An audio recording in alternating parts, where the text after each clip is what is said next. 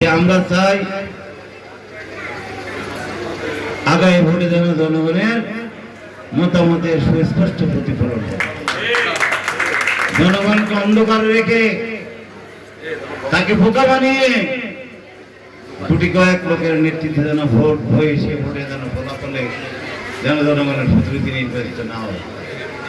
জনগণ যেন তার প্রতিনিধিকে নিজের ভোটে দিয়ে অবাধ ও নিরপেক্ষভাবে ভোট দিয়ে যেন নির্বাচিত করে, আমরা সেই রকম একটা পরিবেশ আমরা সকলে মিলে তৈরি করতে চাই। আমি আজকে বলতে চাই, আমার বক্তব্যের শুরুতে এটাকে রাজনীতির উদ্দেশ্য সংগঠন পাওয়া যাবে না। আমি বুঝি নির্মাণের শিল্প, সালাম স্টিল বোঝে ডিউরেবিলিটি। সালাম স্টিল মোস্ট ডিউরেবল স্টিল।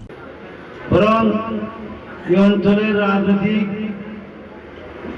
পট পরিবর্তনের জন্য, আদর্শিক রাজনীতিকে প্রতিষ্ঠিত করার জন্য রাজনৈতিক কর্মীদের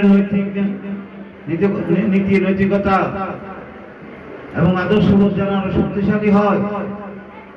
রাজনীতি মানে লুটপাট নয়, রাজনীতি মানে চাঁদাবাজি নয়, রাজনীতি মানে আলোচনার উপর খবরদারি নয়, রাজনীতি মানে মানুষকে ভালোবাসা।